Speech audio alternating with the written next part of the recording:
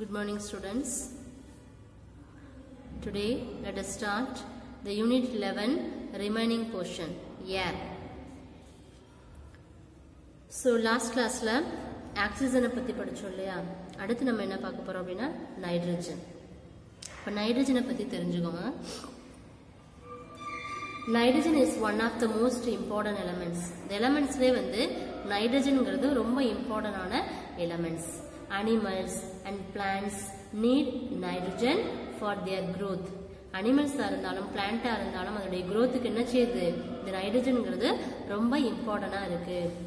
All living organism, அதாவது இதுல உயிர் வாழக்கூடிய ஒவ்வொரு உயிர், இந்த உலகத்துல உள்ள அத்தனை உயிருக்கும் என்ன தேவை? நைட்ரஜன் ரொம்ப important. It is an essential element present in proteins and nucleic acid, which are the building blocks. இது ஒரு building blocks அப்படினு சொல்லுவோம். நைட்ரஜன் என்ன சொல்லுவோம்? building blocks of living things. உயிர் வாழக்கூடிய ஒவ்வொரு பொருளுக்கும் building block-ஆ இருக்கக்கூடியது எது அப்படினா இந்த நைட்ரஜன். இது யார் ஃபர்ஸ்ட் கண்டுபிடிச்சாங்க அப்படினா டேனியல் ரூதர்ஃபோர்ட் in 1772ல கண்டுபிடிச்சாங்க. Daniel Rutherford. அடுத்து இதோட கிரீக் வேர்ட்ஸ், அதாவது நைட்ரஜன், நைட்ரஜன்ங்கிறது வந்து இதோட கிரீக் வேர்ட்ஸ் என்ன அப்படின்னா nitron and gene. Nitron and ஜீன்ங்கிறது தான் இதோட கிரீக் வேர்ட்ஸ். ஸோ இதை வந்து என்ன சொல்லுவாங்க அப்படின்னா நிட்டர், நிட்டர் அப்படின்னு சொல்லுவாங்க. Nitre is the potassium nitrate compound of nitrogen. Potassium நைட்ரேட்ல உள்ள ஒரு காம்பனன்ட் அப்படின்னு சொல்லுவோம். அப்ப இத யார் ஃபர்ஸ்ட் சஜஸ்ட் பண்ணது அப்படின்னா Lavoisier. Antony Lavoisier suggest the name as such. அதாவது கிரீக் வேர்டு அப்படின்னா மீனிங் என்னன்னா நோ லைஃப், அதாவது இந்த நைட்ரஜன் இல்ல அப்படின்னா லைஃபே இல்ல அப்படிங்கிற ஒரு தாட்டை வந்து யாரு கொண்டு வந்தாங்க அப்படின்னா the ஆண்டனி லவாய்சியர். நெக்ஸ்ட் பாருங்க occurrence of nitrogen. Nitrogen is present. நைட்ரஜன்ங்கிறது வந்து எலமெண்ட்ல வந்து ஃபோர்த் மோஸ்ட் அபண்டன்ட் எலமெண்ட். அதாவது நம்மளுடைய ஹியூமன் பாடியில நைட்ரஜன்ங்கிறது வந்து ஒரு ஃபோர்த் அபண்டன்ட் எலமெண்ட். நெக்ஸ்ட் பாத்தீங்க அப்படின்னா நம்ம ஹியூமன் பாடியில இருக்கக்கூடிய எலமெண்ட். நெக்ஸ்ட் யூனிவர்ஸ் எடுத்துக்கிட்டோம். நம்ம ஹியூமன் பாடியில ஃபோர்த் எலமெண்ட் வந்து எது அப்படின்னா ரொம்ப அபண்டன்டான எலமெண்ட் எதுனா nitrogen.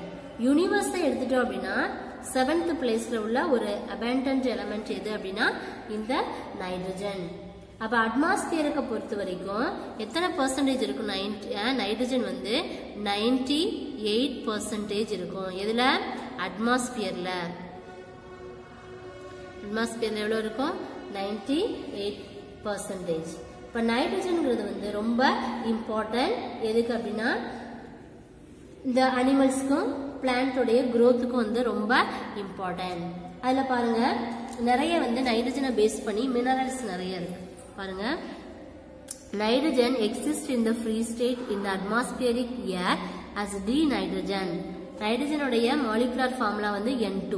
It is present in the volcanic gases and gases evolved by burning of coal. அதாவது நிலக்கரி வந்து எரிக்கும் போது இது வந்து இந்த கேஸ் வந்து என்ன செய்வாங்க அப்படின்னா கொண்டு தயாரிப்பாங்க. அதாவது இந்த நிலக்கரியை வந்து பேர்ன் பண்ணும்போது வெளிவரக்கூடிய இந்த கேஸ் தான் இந்த nitrogen gas. Nitrogen is present in the combined state in the form of minerals. இதுல வந்து நிறைய மினரல்ஸ் சொல்லுவோம். என்ன அப்படின்னா நிட்டர் அப்படின்னு சொல்லுவோம். அது வந்து KNO3. நெக்ஸ்ட் வந்து சால்ட், பெட்டர்ங்கிறது NaNO3. இது எல்லாமே chemicals name. It is present in organic matters such as protein, enzymes, nucleic acid. இது எல்லாமே எதுல இருக்கும்? இந்த ஆர்கானிக்ல வந்து இருக்கும். Next physical properties of nitrogen. It is the colorless. மனம் இருக்காது, டேஸ்ட் இருக்காது, கலர் இருக்காது, டேஸ்ட் இருக்காது, மனம் இருக்காது. It is slightly lighter than air. ஏரை விட ரொம்ப லைட்டான particle. Next it is slightly soluble in water. என்ன பண்ணும்? கொஞ்சமா என்ன செய்யும்? தண்ணியில கரையும். Nitrogen becomes a liquid at low temperature and looks like water. Nitrogen வந்து எப்படி இருக்கும் அப்படின்னா அதாவது இது ஒரு லிக்விடு. இது லோ டெம்பரேச்சர்ல என்ன செய்யும்? இதோட டெம்பரேச்சர் அதாவது வாட்டர்ல வந்து liquid at low temperature ரொம்ப லோவா இருக்கும் look like அதை பார்க்கும்போது எப்படி இருக்கும் அப்படின்னா தண்ணி மாதிரி இருக்கும் when it freeze அது freezeல இருந்துச்சு அப்படின்னா it becomes a white solid அது என்ன கலர்ல தெரியும் white solid-ஆ தெரியும் it is neutral to litmus like oxygen litmus எல்லாம் கேள்விப்பட்டிருப்போம் இல்லையா அது வந்து பார்க்கிறதுக்கு அந்த litmus வந்து எப்படி தெரியும்னா like oxygen போல தெரியும் can you understand அடுத்து என்ன பார்க்க போறோம் அப்படின்னா chemical properties of nitrogen la first என்ன பார்க்க போறோம்னா chemical reactivity nitrogen is inactive na active na என்னது அது அதோட process கண்டினியூவா பண்ணிட்டு இருக்கு inactive na கொஞ்சம் tired ஆயிரும் at ordinary conditions it combines with many elements at high temperature and pressure or in the presence of catalyzed na வினையாக்கி அப்படினு சொல்லுவோம் அதாவது இப்போ இந்த ஒரு எக்ஸாம்பிள் ஒரு ஈக்குவேஷன் எடுத்தோம் அப்படினா இது ரெண்டு சேர்ந்து கிடைக்குது இல்லையா இதுதான் என்னது catalyzed அப்படினு சொல்லுவோம் சரிங்களா அடுத்து combustion எரியுது nitrogen is neither combustible nor a supporter of combustion so nitrogen in the air moderates the rate of combustion nitrogenங்கிறது வந்து எரியிறதுக்கு வந்து ரொம்ப சப்போர்ட்டிவா இருக்கும் இந்த நைட்ரஜன் வந்து என்ன சொல்லுங்க ஏரை விட ரொம்ப லைட்டான மெட்டீரியல்னு சொல்லியிருக்கோம் இல்லையா அப்போ moderate the rate of combustion can you understand அடுத்து reactions பார்க்க போறோம் the chemical propertiesல first பாருங்க reaction with metals நம்ம எப்படி oxygen பார்த்தோமோ அதே மாதிரி என்ன பண்றோம் நைட்ரஜனோட chemical properties மெட்டலோட எப்படி வந்து ரியாக்ட் பண்ணும் ஒரு மெட்டலையும் பிளஸ் நைட்ரஜனை எடுத்துட்டோம் அப்படின்னா இதுல இருந்து என்ன கிடைக்கும் மெட்டல் நைட்ரேட் கிடைக்கும் ஃபார் எக்ஸாம்பிள் கால்சியம் நைட்ரேட் கால்சியத்தோட molecular formula 3Ca plus nitrogen வந்து N2 இப்போ கால்சியம் பிளஸ் நைட்ரஜன் ரெண்டும் சேர்ந்து என்ன கிடைக்கும் கால்சியம் நைட்ரேட் அண்ட் இது வந்து ஒரு மெட்டல் இப்போ இதுக்கு பதிலா எந்த மெட்டலை வேணாலும் நம்ம எடுத்துக்கலாம் கால்சியத்துக்கு பதிலா என்ன செய்யலாம் வேற மெட்டலும் எடுத்துக்கலாம் இது வந்து மெட்டல்ஸோட ரியாக்ட் பண்ணும்போது அடுத்து ரியாக்ஷன் வித் நான் மெட்டலோட ரியாக்ட் பண்ணும்போது நான் மெட்டல் பிளஸ் நைட்ரஜன் என்ன கிடைக்கும் நைட்ரஜன் காம்பவுண்ட் ஃபார் எக்ஸாம்பிள் நான் மெட்டல் எது வேணாலும் எடுத்துக்கலாம் ஹைட்ரஜனும் நைட்ரஜனும் எடுத்துருக்கோம் அப்போ ஹைட்ரஜன் பிளஸ் நைட்ரஜன் என்ன கிடைக்கும் ஒரு அமோனியா ஓகே இது அதோடைய கெமிக்கல் மாலிகுலர் ஃபார்முலா அடுத்து பாருங்க மெட்டல்ஸோட எப்படி இருக்கும் நான் மெட்டல்ஸோட எப்படி இருக்கும் பார்த்தோம் அடுத்து யூசஸ் பாருங்க liquid nitrogen is used as the refrigerant என்னன்னு சொல்லுவோம் liquid nitrogen இது வந்து ஒரு ரெஃப்ரிஜரண்டா நமக்கு யூஸ் ஆகும் அடுத்து it provides என்ன ப்ரொவைட் பண்ணோம்னா in an atmosphere for conducting certain chemical reactions நிறைய கெமிக்கல் ரியாக்ஷன்ஸ்க்கு வந்து இந்த நைட்ரஜன் வந்து நமக்கு உதவியா இருக்கும் it is used to prepare எதை ப்ரிப்பேர் பண்ண யூஸ்ஃபுல்லா இருக்கும் அமோனியா இது வந்து என்ன சொல்றோம்னா Haber's process அப்படினு சொல்லுவோம் which is then converted into fertilizer and nitric acid fertilizer அதாவது உரங்கள் தயாரிக்கிறதுல வந்து நைட்ரிக் ஆசிடா என்ன செய்யுது நமக்கு அதாவது இந்த மாதிரி கெமிக்கல்ஸ்ல வந்து என்ன செய்யுது நமக்கு யூஸ் ஆகுது அடுத்து பாருங்க nowadays it is used as a substitute for the compressed air in tires அதாவது டயர்ல வந்து நம்ம என்ன பண்றோம் ஏர் ஃபில் பண்றோம் இல்லையா அந்த ஏர் ஃபில் பண்றதுக்கு எது யூஸா இருக்கு இந்த nitrogen it is used for filling the space above mercury in high temperature thermometer to reduce the evaporation of mercury அந்த mercury லெவல்ல மெர்க்குரியில வந்து ஹை டெம்பரேச்சர் தெர்மாமீட்டர்ல எப்படி இருக்கும் டெம்பரேச்சர் அதிகமா இருக்கும்போது அதோட எவாபரேஷனோட லெவல் அந்த மெர்க்குரி லெவலை வந்து ரெடியூஸ் பண்றதுக்கு இது யூஸ்ஃபுல்லா இருக்கு அடுத்து many explosive such as TNT என்னன்னா di nitro toluene can you understand nitroglycerin and gunpowder contain nitrogen இப்போ TNTங்கிறது டை நைட்ரோ toluene இதுல வந்து மெனி நிறைய இருக்கு நைட்ரோடொலுவின் நைட்ரோகிளிசரின் அண்ட் கன் பவுடர் இது எல்லாத்துலயுமே என்ன இருக்கு nitrogen it is used for the preservation of ஃபுட்டை ப்ரிசர்வ் பண்றதுக்கு manufacturing of stainless steel ஸ்டீலை வந்து மேனுஃபேக்சர் பண்றதுக்கு ரெடியூசிங் ஃபயர் ஹசார்ட்ஸ் தேவையில்லாததெல்லாம் என்ன பண்றது இந்த ஹசார்ட்ஸ் எல்லாம் ரிமூவ் பண்றதுக்கு ஃபயர் ஹசார்ட்ஸ் நம்ம எரியும் போது இந்த தேவையில்லாத கழிவுகள்லாம் இருக்கும் இல்லையா, அதை ரிமூவ் பண்றதுக்கு, ரெடியூஸ் குறைக்கிறதுக்கு. And as part of the gas in incandescent light bulb. இன்கேண்டசன்ட்னா என்ன சொல்லுவோம் அப்படின்னா, அதாவது இப்போ ஒரு பல்புன்னு எடுத்துட்டோம்னா அதுக்குன்னு ஒரு டெம்பரேச்சர் இருக்கும். அது ஒரு குறிப்பிட்ட டெம்பரேச்சர் உள்ள பல்பு அப்படின்னு சொல்லுவோம்ல, அந்த வெப்பநிலை உள்ள ஒரு பல்பை தான் நம்ம என்ன சொல்லுவோம்னா இன்கேண்டசன்ட் பல்பு அப்படின்னு சொல்லுவோம். அப்ப எதுக்கெல்லாம் யூஸ் ஆகுது? ஃபர்டிலைசரா யூஸ் ஆகுது, லிக்விட் நைட்ரஜனா யூஸ் பண்ணுது, கெமிக்கல்ஸ்ல யூஸ் ஆகுது. இன்கேண்டசன்ட் லேப் அப்படின்னு சொன்ன பல்பு சொன்னேன் இல்லையா, அதாவது அதனுடைய பல்போட டெம்பரேச்சருக்காக இதை யூஸ் பண்றோம். Can you understand? Yes, அடுத்து nowadays nitrogen is used as a substitute for compressed air in tires. Have you noticed it? Why do people prefer nitrogen instead of compressed air in tires? இந்த ஏரை வந்து fill பண்றதுக்கு, டயர்ல உள்ள ஏரை fill பண்றதுக்கு nitrogen வந்து use பண்ணுவாங்க. அடுத்து பாருங்க, nitrogen fixation. Nitrogen gets circulated in the air, soil and living things. அதாவது காற்று, மண்ணு, உயிர் வாழக்கூடிய எல்லா பொருட்களையுமே சர்க்குலேட் பண்றதுக்காக அந்த நைட்ரஜன் வந்து என்ன செய்யுது, நைட்ரஜனை நம்ம யூஸ் பண்றோம், இந்த எலிமெண்ட்டை யூஸ் பண்றோம். Just as there is a circulation of carbon in nature, so also there is a circulation of nitrogen. அப்ப இந்த ப்ராசஸ், அதாவது என்ன, நைட்ரஜன் ஃபிக்சேஷனா என்ன சொல்றோம்னா இதுதான் நைட்ரஜன் ஃபிக்சேஷன். நைட்ரஜன் ஃபிக்சேஷன் சொல்லும்போது இது வந்து நேச்சுரல் இருக்கு, ஆர்டிஃபிஷியல் இருக்கு. நேச்சுரல் ஃபிக்சேஷனா எதை சொல்லுவோம் அப்படின்னா, ஃப்ரம் லெகுமினஸ் பிளான்ட்ஸ், பயறு வகையான செடிகள் இருக்குல்ல, அதுதான் என்ன அப்படின்னா லெகுமினஸ் பிளான்ட்ஸ். லைட்னிங்னா ஒளி தரக்கூடியது, இதுதான் வந்து இயற்கையா கிடைக்கக்கூடியது, அதான் இயற்கையான இருக்கக்கூடிய பொருள், அதுதான் நேச்சுரல் ஃபிக்சேஷன். ஆர்டிபிஷியலா நமக்கு இயற்கைக்கு மாறா கிடைக்கக்கூடியது, அதுதான் என்ன சொல்லுவோம்னா artificial. Ammonia and ammonium salt, இதெல்லாம் வந்து என்னது, நமக்கு கெமிக்கல்ஸ், இது வந்து நேச்சுரா நமக்கு கிடைக்காது. அப்புறம் nitric acid and nitrate sulphate, இது எல்லாமே என்ன செய்யாது, நமக்கு கிடைக்காது. Can you understand? Yes. So இதுதான் என்ன அப்படின்னா நைட்ரஜன் ஃபிக்சேஷன். அடுத்து என்ன பார்க்க போறோம் அப்படின்னா, இதை பேஸ் பண்ணி அடுத்து carbon di oxide. Carbon di oxide பார்ப்போம்.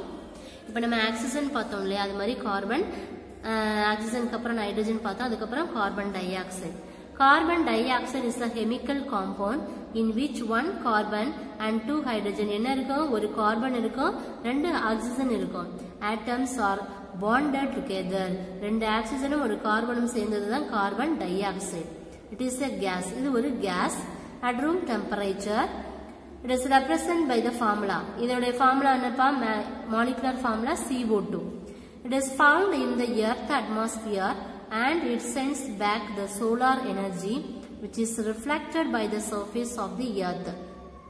Earth atmosphereல என்ன பண்ணோம்னா, இப்ப சன்ல இருந்து கிடைக்கக்கூடிய சோலார் எனர்ஜி இருக்கு இல்லையா, அதை வந்து எது ரெஃப்ளெக்ட் பண்ணுது எங்க அப்படின்னா சர்ஃபேஸ் ஆஃப் த எர்த். அப்ப வந்து எர்த் அட்மாஸ்பியரை பொறுத்து என்ன செய்யும் அப்படின்னா, இது ஒரு கேஸ் தானே, CO2ங்கிறது ஒரு gas. To make it is it possible for living organism to survive.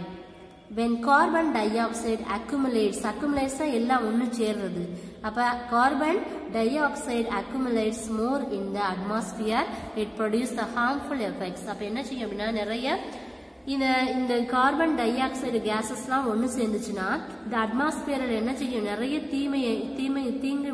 தீங்கு வந்து என்ன செய்யணும், விளைவிக்கும் அப்படின்னு சொல்றாங்க. Next occurrence. Carbon di oxide is present in air, ஏர்ல அதிகமா இருக்கும். to the extent of about 0.03% by volume, அதோடைய வால்யூம் பருமன் எவ்வளவு இருக்கும், 0.03%. it is evolved by the plants and animals during respiration. அந்த ரெஸ்பிரேஷனுக்கு வந்து என்ன செய்யணும், இது யூஸ் ஆகுது. it's produced during fermentation reactions and much of the naturally occurring CO2 is emitted from the magma through vulcanize கேள்விப்பட்டிருக்கீங்களா? So CO2 may also originate from the biodegradation தெரியுமா, biodegradation of oil and gases. அதாவது அந்த degradation ஆகிறதுக்கு வந்து என்னென்ன use பண்ணுவாங்கன்னா இந்த case வந்து யூஸ் பண்ணுவாங்க. Carbon dioxide emitted by human upsurge and nature balance of the carbon cycle. Carbon சைக்கிள்ல நம்ம என்ன சொல்றோம் அப்படின்னா, இப்ப பாருங்க, இப்ப அட்மாஸ்பியரை பொறுத்து என்ன செய்யும் அப்படின்னா, இந்த கார்பன் டை ஆக்சைடு வந்து எதை ப்ரொடியூஸ் பண்ணும் அப்படின்னா இந்த கேஸை வந்து ரிலீஸ் பண்ணும். பை எதனால அப்படின்னா ஹியூமன். அப்ப இது வந்து natural balance of carbon cycle. இது வந்து ஒரு சுழற்சி மாதிரி என்ன செய்யும், இந்த கேஸ் வந்து சுத்திட்டே வரும். அப்ப இந்த மேன் மேட் அப்படிங்கிறது CO2, இந்த மேன் மேட் CO2ங்கிறது atmosphere has increased global temperatures which is warming the planet. இப்ப CO2ங்கிறது வந்து fossil fuel அப்படின்னு சொல்லுவோம். ஃபியூவல்ங்கிறது எரிபொருள். அந்த எரிபொருளுக்கு என்ன செய்யுது, இந்த கார்பன் டை ஆக்சைடு வந்து ரொம்ப யூஸ்ஃபுல்லா இருக்கு. Very small component of the global carbon cycle. Carbon cycle அந்த கேஸ் வந்து ஹியூமன்ல எப்படி இருக்கு, அட்மாஸ்பியர்ல எப்படி இருக்கு, அப்ப ஒவ்வொரு லெவலுக்கு ஏற்ற மாதிரி எப்படி இன்க்ரீஸ் ஆகுது, அதுதான் நம்ம என்ன சொல்லுவோம் அப்படின்னா இந்த கேஸோடைய level. The extra CO2 is cumulative. அக்குமுலேட்னா எல்லாம் ஒன்னு சேருது. cumulative அப்படின்னு சொல்லும் போது அது எக்ஸ்ட்ரா நம்ம ஆட் பண்றது. Because the natural carbon exchange cannot absorb all the additional CO2. இதுல வந்து நிறைய physical properties இருக்கு பாருங்க. physical properties of carbon dioxide. Carbon dioxide இதுக்கு கலர் இருக்காது, மனம் இருக்காது. Is heavier than air. ஏரை விட ரொம்ப ஹெவியா இருக்கும். It does not support combustion. அதாவது எரியறதுக்கு வந்து யூஸா இருக்காது. It is fairly soluble in water and turns blue litmus slightly red. ஏன்னா blue litmus வந்து ரெட் கலரா வந்து ஸ்லைட்டா சேஞ்ச் பண்ணும். so it is acidic in nature. அதனால இது என்ன சொல்லுவோம், acidic அப்படின்னு சொல்றோம். it can easily be liquefied under high pressure and can be solidified. So this solid form of CO2 is called the dry ice which undergoes sublimations. அதாவது என்ன சொல்லுவோம் அப்படின்னா ட்ரை ஐஸ் அப்படின்னு சொல்லும்போது, இப்போ ஐஸ்னா என்ன செய்யும், ஒன்று வந்து கெட்டியாகும், வெளியில ஃப்ரீசர் விட்டு வெளியில எடுத்தோம்னா என்ன செய்யும், கூல் ஆகும். அதே மாதிரிதான் சாலிடா இருக்கும்போது ஐஸ் மாதிரி இருக்கும், லிக்விடா இருக்கும்போது அது என்ன செய்யும், அந்த லிக்விட் ஸ்டேட்டுக்கு மாறும். எதை பொறுத்து அப்படின்னா அதனுடைய ப்ரெஷர், ஹை ப்ரெஷர் பொறுத்து என்ன செய்யும் அப்படின்னா அதோட லெவல் வந்து மாறும். The process of conversion of solid into vapor without reaching liquid state is called the sublimations. Okay, can you understand? Yes. அடுத்து பாருங்க chemical properties. chemical properties எல்லாத்துக்குமே சேம் தான். combustibility பாருங்க, it is non combustible gas and not as supported for combustion. இது வந்து ஒரு non combustible gas, இது என்ன செய்யாது, எரியறதுக்கு சப்போர்ட்டா இருக்காது. இப்ப reaction with metals. metals ஓட எப்படி ரியாக்ட் பண்ணும் அப்படின்னா lighter metals like sodium, potassium and calcium combine with CO2 and form corresponding carbonates. The magnesium gives the oxide and carbon. ஏதாவது ஒரு மெட்டல் எடுத்துக்கலாம், சோடியமா இருக்கலாம், பொட்டாசியமா இருக்கலாம், கால்சியம், எல்லாத்தையும் கம்பைன் பண்ணும்போது இந்த மெட்டலோட கம்பைன் பண்ணும்போது நமக்கு என்ன கிடைக்குது, ஒரு சோடியம் கார்போனேட், ஒரு மெக்னீசியம் ஆக்சைடு, அந்த மாதிரி எலமெண்ட் வந்து கிடைக்குது. Look at this equations. First பாருங்க 4Na சோடியம், இது 3CO2 கார்பன் டை ஆக்சைடு, இதோட சேரும் போது என்ன கிடைக்குது, 2Na2CO. ரெண்டையும் கம்பைன் பண்றோம், அப்ப சோடியம் கார்போனேட் கிடைக்குது. எதை வெளிவிடுது, கார்பனை. அடுத்து மெக்னீசியம், ஒரு மெக்னீசியமும் CO2 எடுத்தோம் அப்படின்னா மெக்னீசியம் ஆக்சைடு வரும். எதை கேஸை ரிலீஸ் பண்ணுது, கார்பனை. அடுத்து reaction with sodium hydroxide, alkali metals அப்படின்னு சொல்லுவோம். சோடியம் ஹைட்ராக்சைடு இது வந்து பேஸ், அதாவது அமிலம், உப்பு, அமிலம், காரம் சொல்லுவோம்ல, பேஸ், அசிட்டிக், சாலிட், அதுதான் என்ன அப்படின்னா பேஸ் அப்படின்னா அமிலம், அசிட்டிக் அப்படின்னு சொன்னோம்னா அதனுடைய சால்ட்னா உப்பு, அசிட்டிக் அப்படின்னா காரம், அமிலம், உப்பு, காரம் அப்படின்னு சொல்லுவோம். பேஸ்னா அமிலம். சோடியம் ஹைட்ராக்சைடுங்கிறது ஒரு பேஸ். இதை நியூட்ரலைஸ் பண்ணோம்னா கார்பன் டை ஆக்சைடு அசிட்டிக்கா ஆயிரும், காரம். அட் ஃபார்ம் தை, அதுல இருந்து என்னவா மாறும், சோடியம் பை கார்பனேட்டா மாறும், அது ஒரு சால்ட், உப்பு தன்மையா மாறிடும். இப்ப NaOHங்கிறது வந்து என்ன அப்படின்னா சோடியம் ஹைட்ராக்சைடு பிளஸ் CO2 ஓட சேர்ந்து என்ன கிடைக்குது, சோடியம் பை கார்பனேட் கிடைக்குது. இது ஒரு salt. Can you understand? Yes, reaction with lime water. Lime water எடுக்கிறோம். When a limited amount of CO2 is passed through lime water, it turns milky due to the formation of insoluble calcium carbonate.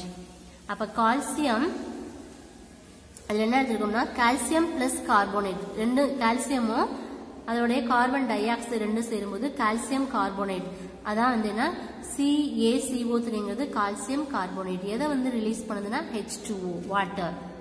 So when the excess amount of CO2 is passed through lime water, it first turns milky and the milkiness disappears due to the formation of soluble calcium hydrogen carbonate. இப்போ calcium carbonate உடைய molecular formula எல்லாத்தோடைய molecular formula ரொம்ப important பா படிச்சுக்கோங்க. So இது வந்து metal எப்படி react பண்ணுது, நான் மெட்டலில் எப்படி ரியாக்ட் பண்ணுது, அல்கலி மெட்டல்ஸில், அடுத்து ரியாக்ஷன் வித் லைம் வாட்டரில், அடுத்து என்ன பண்ணோம் uses of carbon dioxide. Venus atmosphere consist of ரஃப்லி 96லேருந்து 97% இருக்கும் கார்பன் டை ஆக்சைடு. ஏன் அப்படின்னா amount of carbon dioxide present எவ்வளோ அமௌண்ட் பிரசன்டா இருக்கோ அதை பொறுத்து என்ன பண்ணுவோம், surface of the Venus continuously retains heat and as such the surface temperature of Venus is roughly எவ்வளவு temperature இருக்குன்னா 462 degrees Celsius. அப்ப hottest planet in our solar system. அதனால தான் நம்ம சோலார் சிஸ்டம்ல ரொம்ப ஹாட்டான பிளானட் எதுன்னு சொல்றோம், வீனஸ். பிகாஸ் அதனுடைய டெம்பரேச்சர் லெவல் எவ்வளவு இருக்கு, 462 degrees Celsius.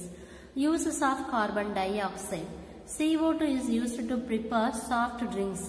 அதாவது குடிக்கிறதுக்கு ஆர் aerated drinks. இந்த ட்ரிங்க்ஸ் தயாரிக்கிறதுக்கு வந்து என்ன ப்ரிப்பேர் பண்றதுக்கு இது யூஸ் ஆகுது. is used to fire extensor use ஆகுது.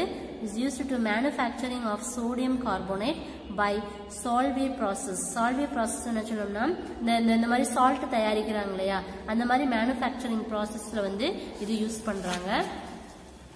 அடுத்து பாருங்க, carbon solid carbon dioxide cold and dry ice is used as the refrigerant. என்ன செய்யுது இதுல வந்து அந்த ட்ரை ஆகிற ரெஃப்ரிஜரேட்டர் நம்ம என்ன சொல்லுவோம், ஃப்ரிட்ஜ் சொல்லணும்னா ஏன் சொல்றோம் அப்படின்னா அது வந்து பதப்படுத்துது இல்லையா, அந்த மாதிரி என்ன செய்யுது, அந்த மாதிரி செய்யறதுனால தான் அது என்ன சொல்றோம்னா ரெஃப்ரிஜரண்ட் அப்படின்னு சொல்றோம். The gas is so cold that moisture in the air contents on it, creating a dense fog which is used in stage shows and moving effects. என்ன செய்யுது, இந்த சாலிட் அந்த கார்பன் டை ஆக்சைடு வந்து என்ன செய்யுதுன்னா ரெஃப்ரிஜரேட்டரா நமக்கு யூஸ் ஆகுது. என்ன அப்படின்னா அந்த கேஸை வந்து என்ன செய்யுது அப்படின்னா கூலா வச்சுக்கிறதுக்கு, அதனுடைய அதாவது கூல்னஸை பொறுத்து என்ன செய்யுது, டைமிங் பொறுத்து அதனுடைய டென்சிட்டிக்கு ஏற்ற மாதிரி அதை வந்து குறைக்கிறதுக்கு கூட்டுறதுக்கு என்ன செய்யுது அப்படின்னா இது ரொம்ப யூஸா இருக்கு. அடுத்து it is used to along the ammonia with the manufacture, உரங்கள் தயாரிக்கிறதுல ரொம்ப யூஸ்ஃபுல்லா இருக்கு. அதுக்கப்புறம் என்னன்னா preservation of food grains in fruits, அந்த பழங்கள் ஃபுட்டை வந்து பதப்படுத்துறதுக்கு இது வந்து ரொம்ப யூஸா இருக்கு. Can you understand? எஸ். அடுத்து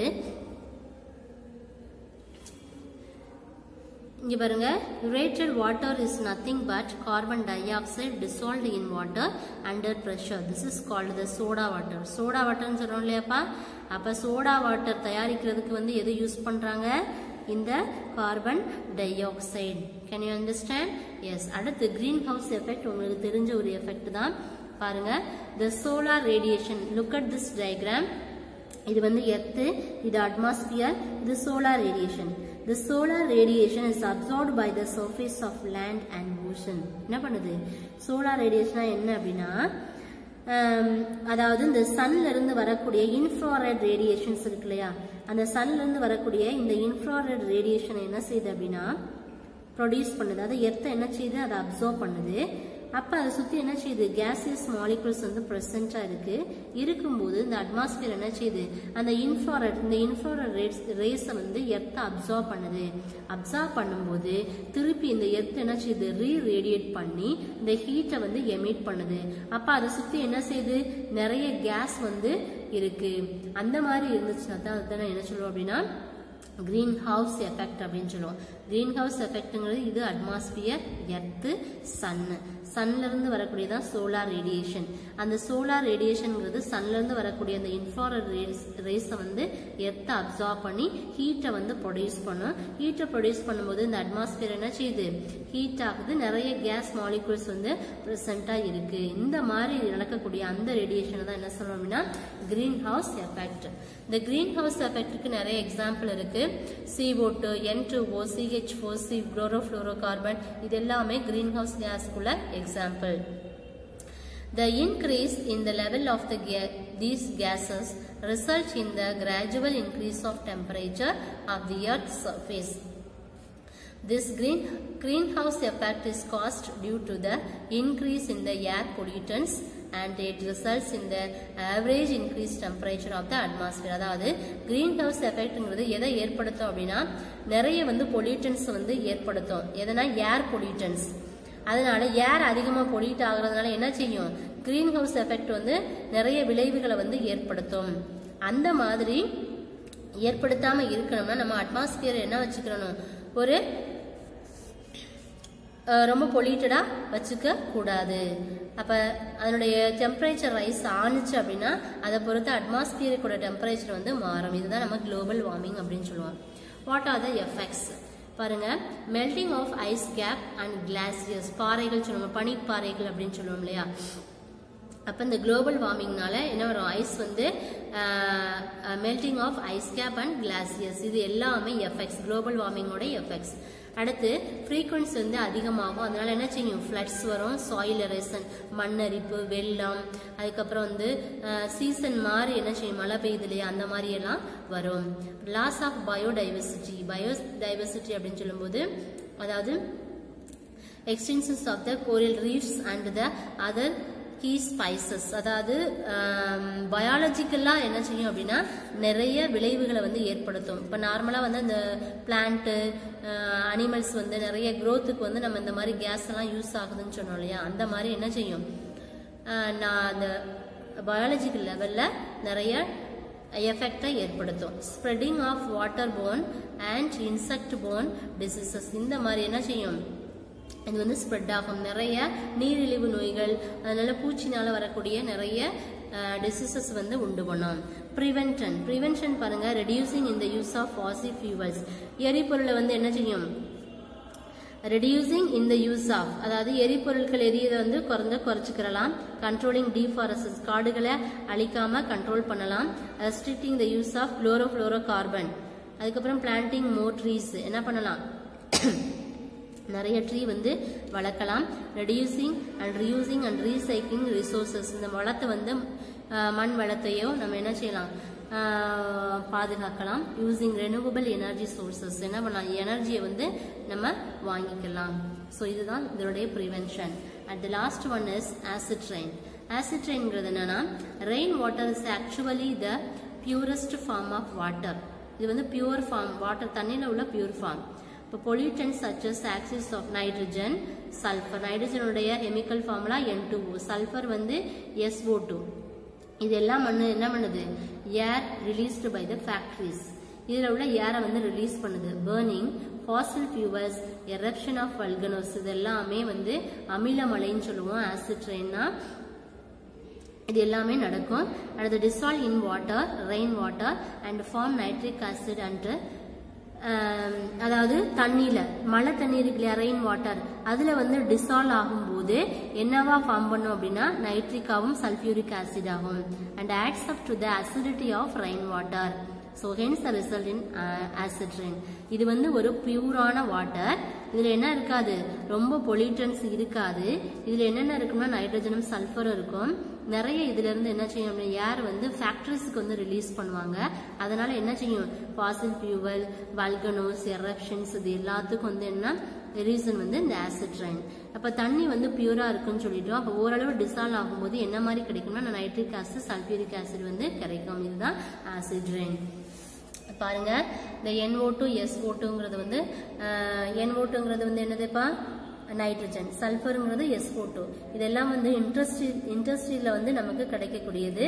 அப்ப இதனால என்ன செய்யுது, இதுல இருந்து வரக்கூடியது வந்து இந்த மரங்கள், இதுல வந்து வரக்கூடிய அந்த கேஸ் பார்ட்டிகல்ஸ் கெமிக்கல்ஸ் மிக்ஸ் ஆனதுனால என்ன பண்ணாது, இந்த பிளான்ட் இதெல்லாம் growth வந்து இருக்காது, அது வந்து ஸ்பாயில் ஆயிரும் அப்படின்னு சொல்றாங்க. இப்போ acid rain has the pH வேல்யூன்னு சொல்லுவாங்க ஒவ்வொன்றுக்கும். அந்த மாதிரி pH வேல்யூ சொன்னோம்னா pure rain water is around 5.6 due to the dissolution of atmospheric CO2. Can you understand? அடுத்து எஃபெக்ட்ஸ் ஆஃப் ஆசிட் ரெயின் என்னென்ன விளைவுகள்லாம் ஏற்படுத்தும்னா, irritates eyes and skin of human beings. நம்மளுடைய கண்ணை இரிட்டேட் பண்ணும், அதாவது கண் எரிச்சல், அரிப்பு, ஸ்கின் டிசீசஸ் அந்த மாதிரி எல்லாம் வரும். Inhibits germination and growth of the seedlings, அதாவது அந்த பிளான்ட் வந்து growth ஆகிறதுக்கு ஆக முடியாம என்ன செய்யுது, விதையிலே அது வந்து முளைக்க முடியாம போயிடும்.